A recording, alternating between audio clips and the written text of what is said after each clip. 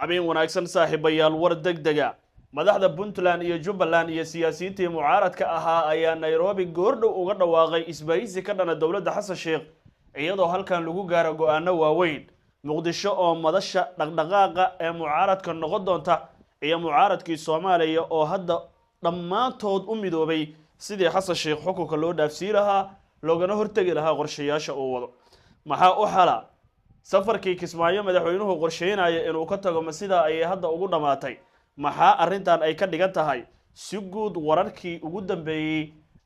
waa xogtan iyo warkan ka soo baxay Nairobi ayaa saaxiibayaal inii soo gudbinayna laakiin daawada adiga maxay kula tahay hadiiba mar ay midoobeen madaxdii mucaaradka dhamaantood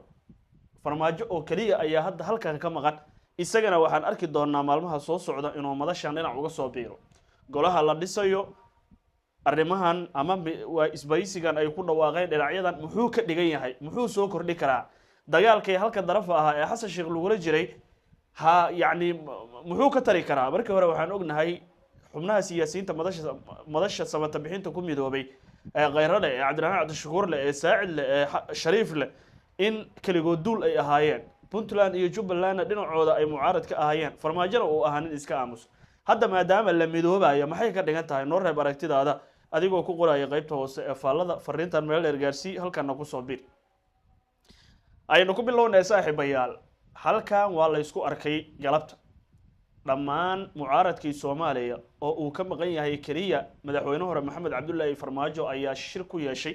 shirkan oo maalmahanba ama saacadihii la soo dhaafaba jiray laakiin galabta ayaa gabaldhici laga soo saaray war murtiyeed qeexaya qorshaha nidaamka iyo sidoo kale sidoo ay u shaqeyn doonaan xubnahan hadda wixii ka dambeeya xubnaha halka ku shiray waa madaxweynayaasha Puntland iyo Jubaland oo lagu daray saddex xubnood oo ka tirsan madashii samata bixinta mucaaradka waana Khayre Cabdiraxmaan Cabdishakuur iyo Saacid shirkan ayaa waxaa ka qayb galay madaxweynayaasha Jubaland Puntland iyo sidoo kale ra'iisul wasaarihii hore ee Soomaaliya Khayre iyo sidoo kale ra'iisul wasaare hore Cabdi Saciid Faarax Shirdoon iyo xildhibaan Cabdiraxmaan Cabdishakuur warsame war-saxaafadeeda soo baxay war-saxaafadeedka ayaa lagu sheegay in kulankan lagu go'aamiyo dhowr arrimood oo muhiim ah oo ay ka mid yihiin in la dhiso golaha mustaqbalka Soomaaliya oo ay ku midaysan yihiin madasha samata bixinta Soomaaliya iyo dawlad goboleedyada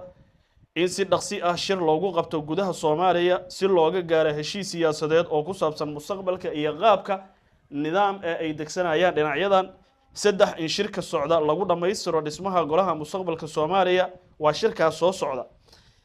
in shacabka Soomaaliyeed loogu baaqo midnimo iyo iskaashi loona istaaga ilaalinta qarannimada xasiloonida